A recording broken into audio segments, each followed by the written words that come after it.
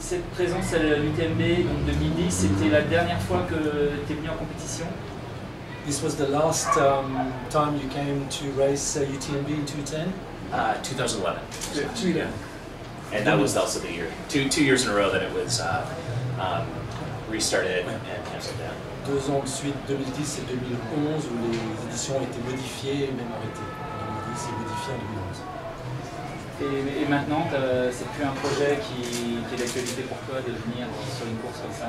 And now you don't have any incentive to race it again? Oh, I mean, I'd love to come back, but with now this year, I wish I was running. The weather's going to be amazing, but it was very hard to plan the schedule. So maybe one day I'll come back as well, because it's a special place, special race, and I enjoy it very much. So one day, I've been trying to do new. Sorry, is it too much?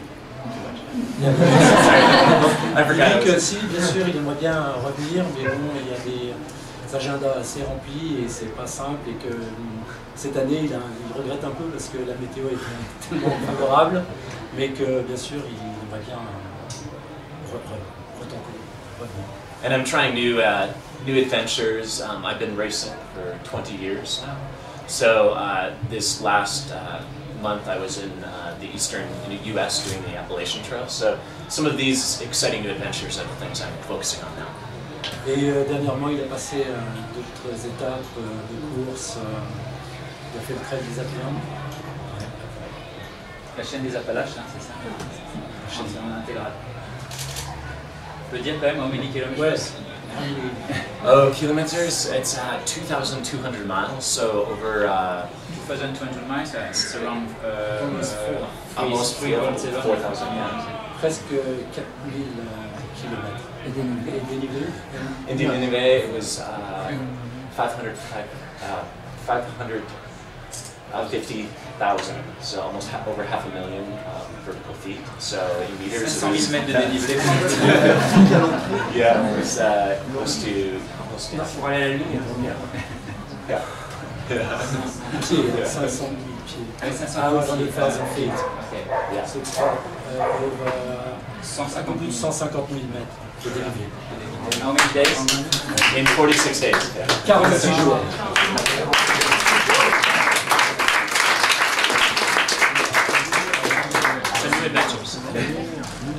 Donc c'est en gros 80 km. Ah, tu vas allumer la lumière? Désolé, ça va être un peu de chaleur, mais c'est pour filmer. Donc, pour revenir au livre, il y a 3 ans à peu près, Scott a publié un livre aux États-Unis qui s'appelle Hit and Run. Et nous, cette année, au printemps, des éditions Guérin, nous avons publié la version française de ce livre qui s'appelle toujours Hit and Run. Comme ça, on n'a pas fait compliqué. C'est-à-dire que peut-être certains d'entre vous ont suivi, on avait publié déjà en 2013, fin 2012, un livre qui s'appelait Born to Run, de Chris McDougall, qui a eu un très grand succès aux États-Unis, un beau succès en France aussi. Et dans ce livre, il y avait un personnage qui nous a fascinés, qui s'appelait Scott Jurek. Donc, quand on a vu sortir son livre Hit and Run, d'abord on l'a lu, enfin on a essayé de le lire avec notre très pauvre anglais, mais on a vu tout de suite que c'était un livre extraordinaire, qui nous a beaucoup touchés, et on s'est tout de suite dit, à la suite de Born to Run, on fera Hit and Run. Et voilà. Ouais. So just to recap, Scott 3 years ago wrote this book, Hit and Run, and the édition Guérin edited another book in French, Born to Run. And in that Born to Run book was a personage of Scott Jurek which intrigued them. So they decided to get in touch with him and to edit the Hit and Run in French, the French version, which is just... Alors pour aborder les différents sujets autour de la vie de Scott, on s'est dit qu'on allait lire des extraits. Et comme il y a beaucoup d'anglophones, on va lire une fois en français, un extrait en français, une fois en anglais. So ça, tout le monde sera content. We're going decided to pick a few passages of the book that they will be read in French and in English. So. Je commence par l'avant-propos, c'est le tout début du livre, qui est assez court et qui donne une bonne idée de l'image de ce que Scott se fait de lui-même. Enfant, j'avais une tension artérielle élevée. Puis je suis devenu un adolescent fluet dont les autres se moquaient en me surnommant Pee-wee. Je n'étais pas le plus rapide de l'école, ni le plus fort, ni même le plus intelligent. J'étais d'une banalité consternante. Pas même capable de dire ce dont j'avais envie. J'étais comme tout le monde, exactement. Puis j'ai mis le doigt sur quelque chose. Je ne vous dirai pas qu'il suffit de croire en ses rêves pour les voir se réaliser. Je vais plutôt vous montrer de façon concrète comment je me suis transformé de l'intérieur et comment vous pouvez le faire à votre tour. Que vous soyez marathonien ou simple jogger, nageur ou cycliste, jeune ou vieux, gros ou maigre, vous pouvez y arriver. Je le sais parce que je l'ai fait. Le récit de ma vie vous paraîtra très banal. Non pas dans les détails, à moins que vous soyez retrouvé comme moi face contre terre dans la vallée de la mort, mais en termes de désir. C'est l'histoire de tous ceux qui se sont un jour sentis coincés, de tous ceux qui rêvaient de faire mieux, d'aller plus loin. Je me suis retrouvé piégé comme ça, il y a quelques années, sur l'un des points les plus bas et les plus chauds de la planète. C'est là que je vais commencer mon histoire, ou plutôt, votre histoire. On traduit pas, ce serait trop long, we don't translate, but after that, there is English version. And how many speak English? How many speak English? Okay, so half. Okay, so there's a passage that I like to read many times. How many people have read Eat and Run, whether in French or English? Okay, so a number of you. So many of you have read. I'll read a part of the book. At the very beginning, I talk about Badwater. It's a 135-mile race through Death Valley. So I'll start, I'll read this little section because I think it kind of sums up things. So I'm basically, I've been vomiting, having a very bad time at mile 70. So if you can imagine, I'm contemplating right now whether or not I'm going to continue the race. I'm thinking to myself, this was stupid. Why am I doing Badwater less than 2 weeks after winning Western States 100? So this is what I'm thinking right now. The stars didn't care. That's another pleasure of running an ultra. The absolute and soothing indifference of the land and sky. So I made a mistake. It wasn't the worst thing in the world. The constellations weren't gossiping about me. Maybe this would help me with humility. Maybe dropping out and being defeated would renew my spirit. Maybe cutting one race short was a good thing. If I could only have made myself believe that. And I know you all have doubts too in your races. Should I have listened to the trainers and doctors who said that athletes needed to fill their bodies with animal protein? Should I have trained less? I had thought I was invincible. I closed my eyes. I had been schooled by nuns, raised by a mother who had been sprinkled with holy water from Lourdes, hoping it would rise her from her wheelchair. Now it was me who could not rise. I hadn't always been the fastest runner, but I had always considered myself one of the toughest. Maybe acceptance of my limits was the toughest thing of all. Maybe staying there where I wasn't weak, but strong. Maybe accepting my limits meant it was time to stop being a runner, to start being something else. But what? If I wasn't a runner, who was I? I looked again at the stars. They had no opinion on the matter. Then, from the desert, a voice, an old familiar voice.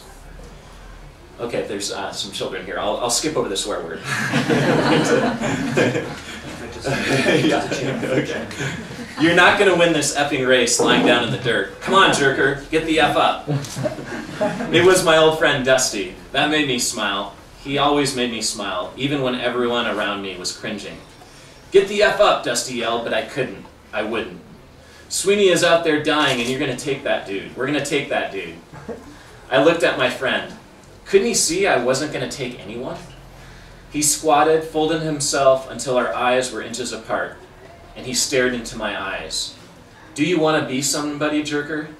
Do you want to be somebody? So, and that's the title of that chapter is Be Somebody. So, again, I think we've all been there, or maybe some of you haven't been there yet, but maybe we'll be there this weekend in the race where you're thinking to yourself, you know, I can't do this, this is crazy. Maybe a friend, maybe a crew person will be your Dusty and try to get you out there. So I think that book sums up kind of what I've been thinking throughout my career at this point, as well as maybe wondering, this diet that I was following, this vegan diet really was the best thing. So I think it's good to have doubts.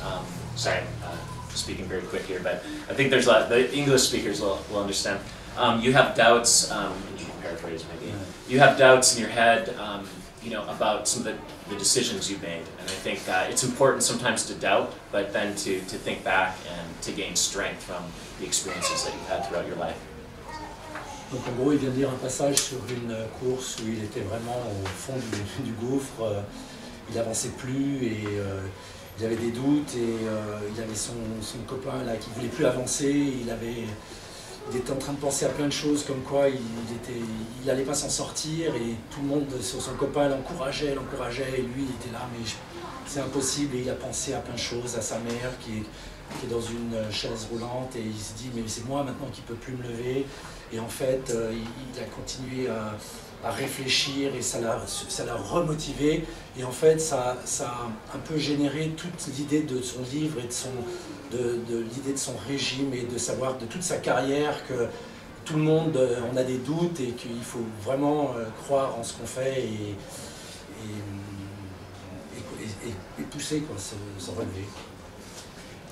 J'ai une question justement sur cette partie-là qui peut lancer vraiment même les débats avec le public. C'est bon, il y a un philosophe français enfin, qui est connu en tout cas en France, c'est Spinoza, qui a écrit sur que peut un corps, les limites du corps.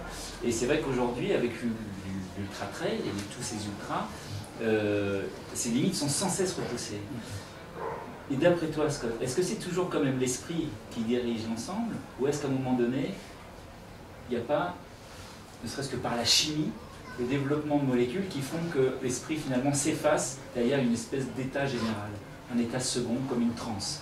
So basically what Christophe is asking question is how we can see that more and more all the limits, people are pushing their limits and further and further and further, and he's wondering if there is not chemistry, alchemy that makes it possible to actually push even further the limits. Is there some stage where it passes on from strength to chemical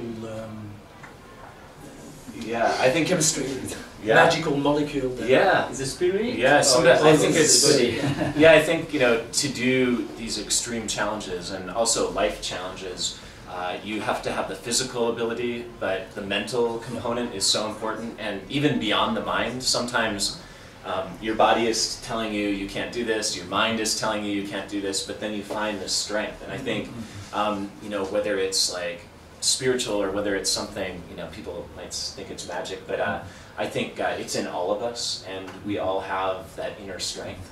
You just have to find it. Ce que Scott dit, c'est que pour faire des efforts comme ça, il faut avoir bien sûr les conditions physiques, mais aussi la tête, le moral, et sûrement que des fois le côté spirituel, parce que le côté physique ne suit plus le côté moral, et puis d'un coup on y arrive quand même, et donc voilà, c'est possible. I think that's why I've run ultramarathons for 21 years now, or doing something like the Appalachian Trail, is that desire to explore this, and sometimes you can't do it without having extreme difficulty, without being fatigued, without doubting yourself, so you have to bring yourself. C'est ce qui le pousse à continuer et à pousser ses limites justement pour découvrir un peu à chaque fois du nouveau dans le côté spirituel ou moral, voilà. Et sans faire ses efforts, et ben on peut pas.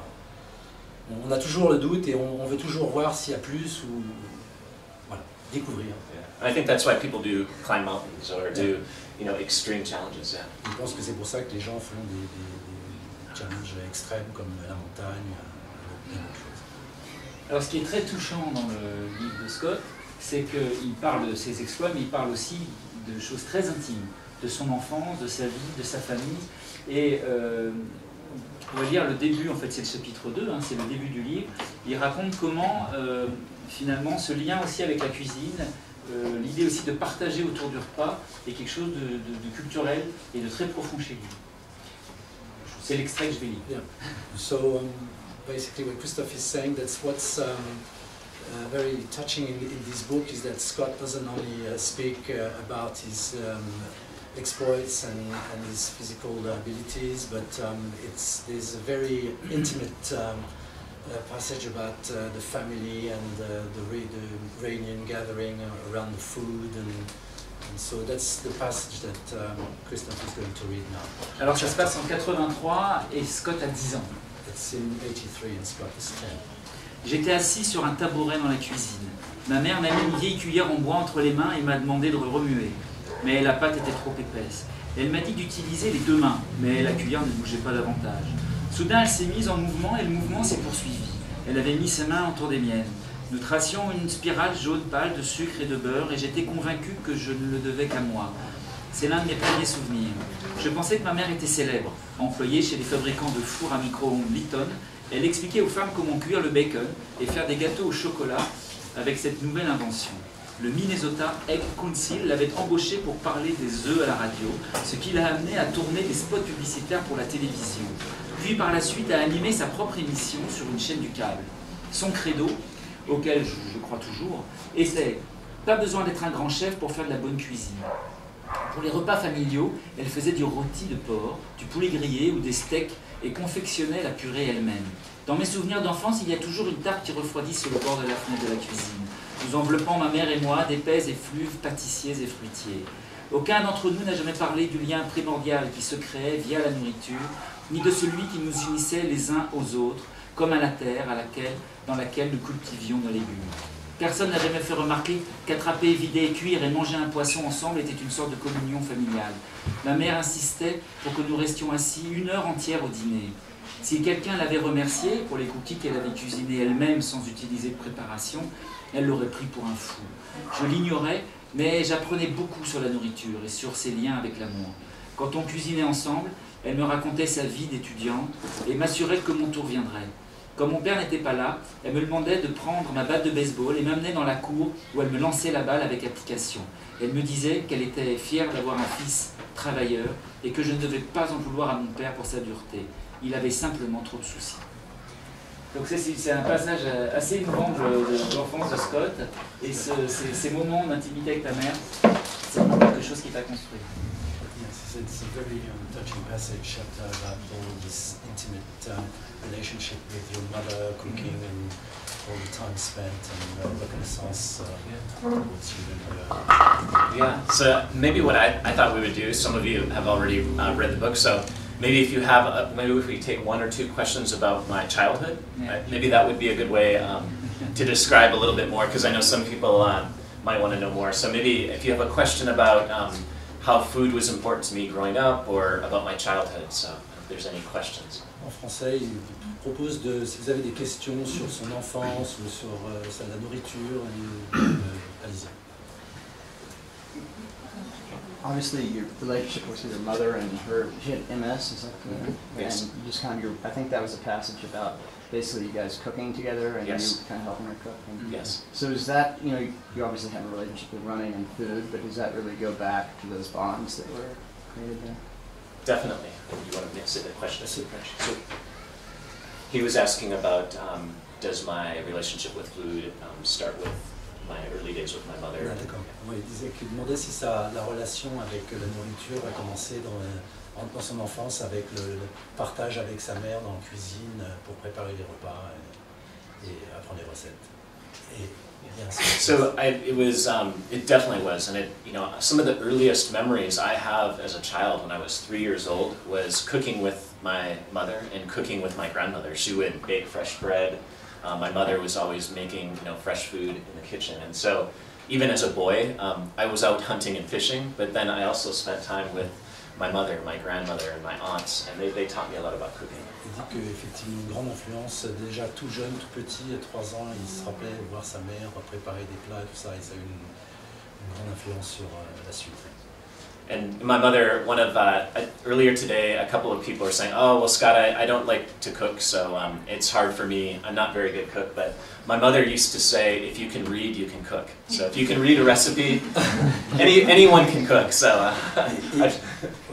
Il dit que beaucoup de ses amis lui disent « Ah, mais moi, la cuisine, pas que ça m'intéresse pas, mais je sais pas faire la cuisine et tout ça. » Et lui, il dit que sa mère, en fait, lui disait « À partir du moment où tu sais lire, tu sais faire la cuisine. » Et d'ailleurs, pour ceux qui n'ont pas lu le livre, sa caractéristique, c'est qu'à chaque fin de chapitre, il y a une recette.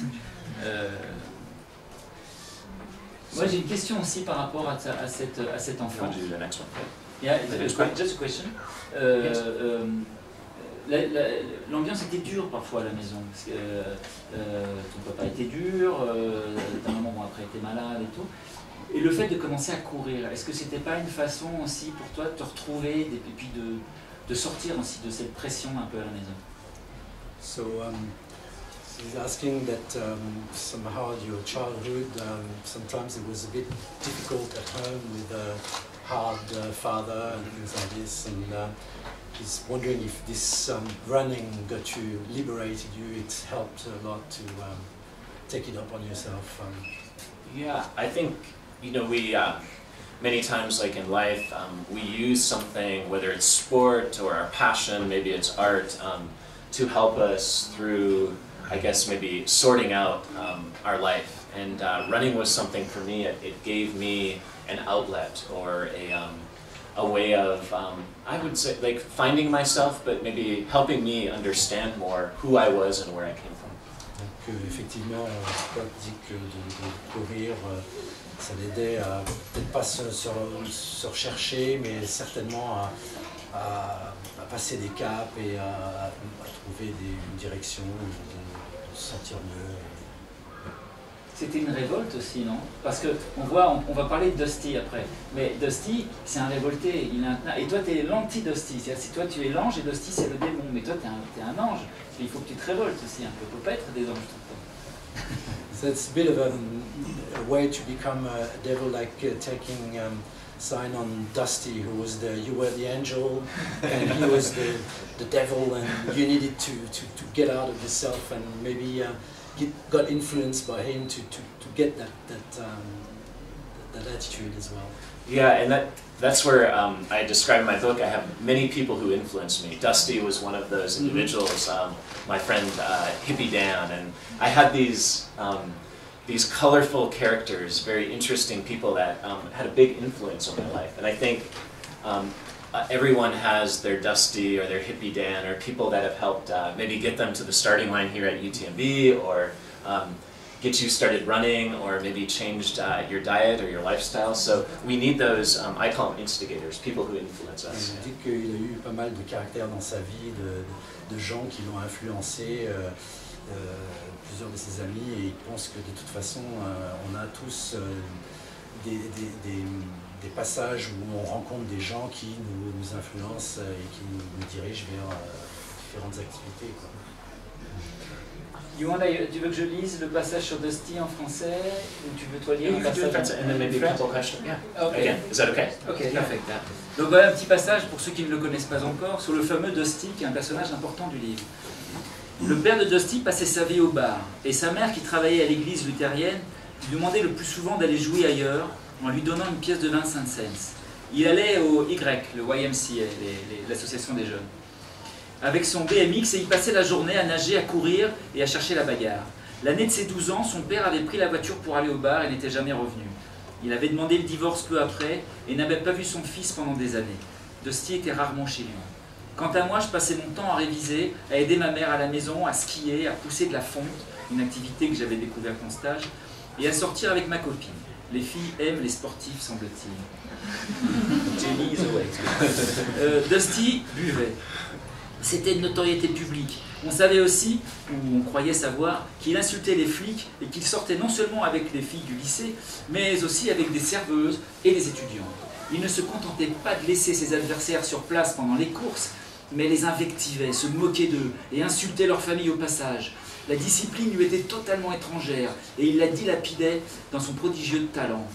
Gosse de riche, zonard et cutéreux le savaient tous. Au cours de l'été 92, alors que Dusty et moi étions juniors, j'allais pourtant découvrir l'étendue de mon ignorance à son sujet. Nous étions tous les deux au championnat junior des États-Unis, c'est à Rumford dans le Maine, et il y avait des fondeurs de tous les États où on pratique la discipline. Les conditions ne pouvaient pas être pires. Il faisait 12 degrés et la neige ressemblait à de la crème glacée. Puis, il avait plus des cordes, et un coup de froid brutal avait transformé les pistes en patinoire. La nuit suivante, tous les jours, les entraîneurs nous donnaient pourtant des exercices à faire, et tous les jours, Dusty ramenait sa fraise. Il voulait savoir pourquoi on faisait tel exercice, et pas tel autre, et pourquoi on ne couvrait pas plus de kilomètres. Il nous disait à tous que les entraîneurs étaient des rigolos. Je ne comprenais pas pourquoi ils ne l'avaient pas viré dès le premier jour. Il me disait de ne pas m'en faire, de toute façon, c'était juste une bande de fiottes. Il m'appelait jerker, de jerk qui signifie abruti, ou le polac débile, mais le faisait de telle façon que je ne trouvais pas ça insultant. Je n'avais jamais tenu tête à un adulte, ni contesté ce que disait l'entraîneur. Voilà, après il raconte. And I think this passage really was about the contrast between Dusty and I. I mean, we were so different. It was mentioned, Christophe, earlier, you know, the devil and the angel, but Dusty, like I said, he really, he helped me think differently. I was so very specific with my training. Donc il dit que ce passage que vient de lire Christophe était sur la différence entre ce qu'il disait tout à l'heure, l'ange et le diable, Dusty et Scott. Et ça m'a beaucoup aidé à penser différemment ces phases d'entraînement, de préparation, justement en faisant le lien avec la différence entre la façon dont Dusty faisait les choses et lui il les faisait. And Dusty was all about you just need to go out and train. You just need to like put in the miles. You don't need to think about, you know, your heart rate and all that. It's all about just working hard. And so I think, and he also, you know, made the training, you know, he would train harder than anyone, but he made it fun. So I think it was really a lesson for me about, you know, finding the joy in running. And he was the first one that got me running ultramarathons, and something I never thought I'd do, because I used to hate running. So. Ouais, donc Dusty, lui, il s'entraînait, il disait qu'il fallait juste s'entraîner au maximum, il s'entraînait plus que les autres, mais il a amené de la joie dans l'entraînement, quoi. Il a rendu les choses plus simples, et ça a beaucoup aidé Scott à s'entraîner, quoi, à changer la façon de penser, de s'entraîner. And maybe one question for anybody has a question about like this time in my life as far as training with Dusty, and anyone have a question? Si vous avez une question en français à propos de la partie de la vie de Scott lorsqu'il s'entraîne avec Dusty, c'est un peu le début où il commence à faire du sport de haut niveau. Where is he now, the instigator, Yeah, the antagonist? Yeah, Dusty's back in Minnesota, and you know it's one of those things. Like our friendship, I would never know when he'd show up, you know, on my doorstep, or be like, oh yeah, I'm in town, I'm driving through. He'd be calling, you know, when he's driving across Nebraska, and say, oh yeah, I'm going to be in Colorado. So Dusty's back in Minnesota doing odd carpentry work. He's also doing some training, but he's, I think he's just being Dusty. That's where it's like, with our relationship, everybody's like, oh, what's Dusty doing now? And you never know what Dusty's going to be doing. Yeah, He's one of those friends, you know. Yeah. We have friends sometimes who, yeah, you just never know, and I think that's the beauty of friends like that, or people that have influenced us. You never know when they're going to come into your life, and I think you have to be open to the possibility. La question c'était qu'est devenu Dusty maintenant, et il dit que Dusty il est là-bas à Minnesota et il est menuisier, puis il s'entraîne, mais qu'il dit que en fait la beauté de cette amitié, c'est qu'avec Dusty on ne sait jamais, il est là, il n'est pas là, et quand il arrive, il débarque, il appelle, c'est vraiment une forme d'amitié qu'on ne s'appelle pas, on ne planifie rien, quoi. Il est là-bas juste en train d'être Dusty, quoi, en fait. Do the next one. Yeah, you want to read the next one, or if you want to read one part in English? Okay, we If can you do. yeah, you can do Will you it. start in English? You start, and I'll read the same part. Okay, This is if you about- want. yeah. It's chapter 7. Yeah. It's about the meeting in McDonald's. Okay. Okay, I finished. Oh, okay. You will see where I start. Yeah, okay. Donc, c'est une rencontre chez McDonald's. Ça arrive. Ça se passe comme ça. J'ai rencontré la femme qui a fait de moi un végétarien dans la file d'attente d'un McDonald's. Elle faisait la queue pour un Coca Zéro. Je venais pour déjeuner. Elle était blonde et très souriante. À cause de sa collection inépuisable de sandales, les gars du centre commercial l'appelaient Birkenstock Girl. Elle travaillait dans une boutique de vêtements. Elle étudiait à l'université de Minnesota à Duluth. Et elle faisait tous ses trajets à vélo. Lee était donc pratiquement végétarienne. C'était d'ailleurs assez étrange de la trouver chez McDonald's. Nous nous sommes vite entendus et son influence m'a fait changer, comme celle de Hippie Dan et de ce qu'il me donnait à lire. Par exemple, The Unsettling of America de Wendell Berry, qui dit que la perte de l'agriculture, c'est la perte de la culture, et qu'on savait autrefois d'où venait ce qu'on mangeait, alors qu'on n'imagine même plus que la barquette de poulet qu'on achète à l'épicerie puisse venir de quelque part. So, yeah, it's kind of odd. I met my first wife at McDonald's. So I always tell people I grew up hunting and fishing, and I also ate a lot of fast food. So it's kind of ironic that I would later become vegetarian and vegan. So I think it's a lesson for anybody. You can change quite drastically. Donc il dit qu'il a sa rencontre dans un McDonald's avec une personne qui l'a dirigé vers le végétarisme. Et en fait il dit qu'il a grandi en faisant la pêche et la chasse et que c'est un peu contradictoire qu'il devienne végétarien. Okay, and so I'll read this paragraph. I met the woman who helped me turn into a vegan in a line at McDonald's. She was waiting for a refill of a Diet Coke, and I was picking up my lunch, which at the time was 2 McChicken sandwiches and an extra large fry. Leah was blonde and smiled a lot. Because she had what seemed like a million pair of Birkenstocks, some of the guys at the mall called her Birkenstock Girl. She worked at a clothing store, was a student at the University of Minnesota Duluth, and rode her bike everywhere. And she was mostly vegetarian, which made her eating at McDonald's sort of odd, I suppose. She and I hit it off, and between Leah and Hippie Dan, some of the books he was giving me, like Wendell Berry's The Unsettling of America, about how the loss of agriculture is the loss of culture, how we've gone from knowing where our food comes from not to even thinking that the package of chicken we buy in the grocery store comes from anywhere. I was changing. Yeah. So this is where I start to transition and change. Yeah. Okay, je continue en français. And maybe, or maybe people have questions. Just a question in French or English about this part. Yes. Yeah, I've been vegan for like 3 years, and I'm just wondering whether at first like you started to become vegan because of health reasons, or whether it was more like environmental, animal rights. French question. Donc la personne dit qu'elle est végane depuis 3 ans et elle se posait la question si Scott est devenu végétarien plus pour des raisons d'éthique environnementale ou pour la santé. So for me it was health, 100% initially, because again I grew up hunting and fishing.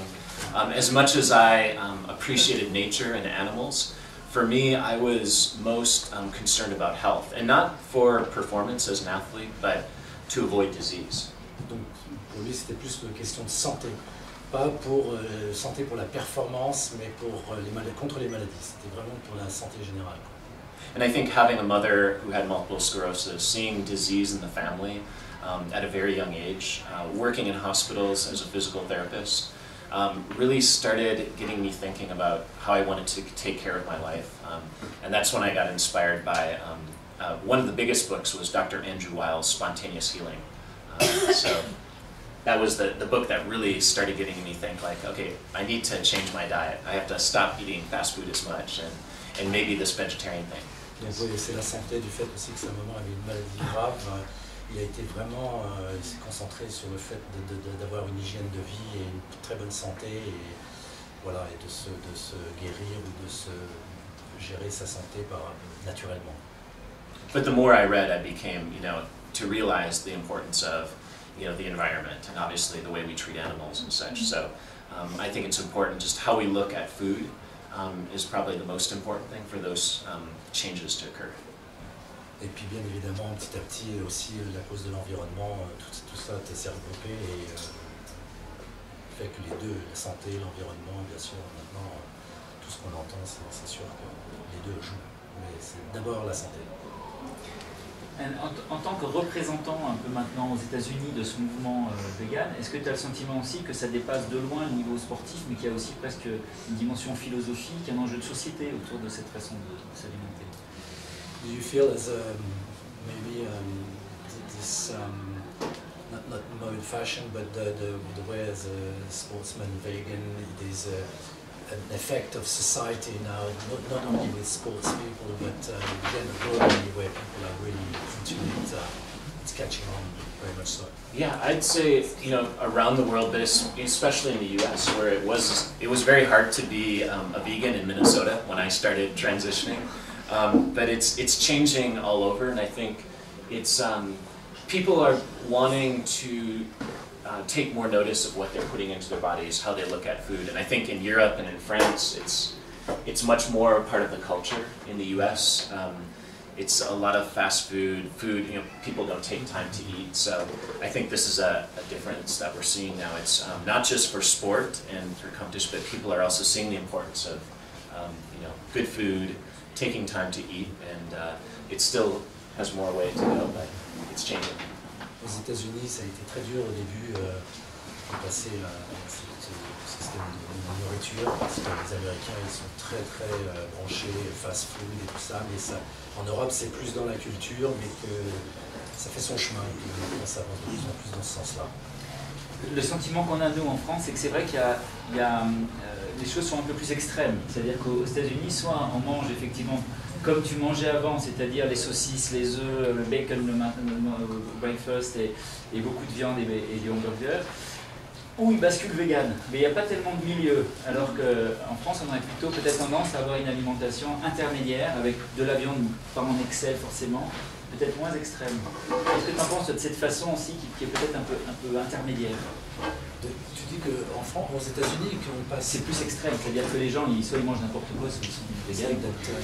It's more extreme. More extreme. In Europe, it's more a transitional effect where we mix and gradually go towards. Yeah, it's, well, and I think it's a lot in American culture.